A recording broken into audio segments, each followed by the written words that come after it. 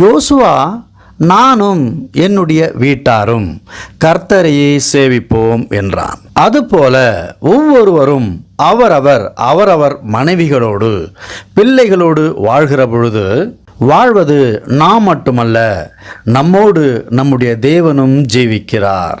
நாமும் நம் குடும்பமும் தேவனை அறிகிற பொழுது குடும்பத்தில் வாக்குவாதம், குறை, பற்றாக்குறைகளை பேசி சோர்ந்து போகாமல் தேவன் நமக்கு செய்யும் நன்மைகளை நன்றி சொல்லி கடந்து செல்கிறவர்களாய் இருப்போம்.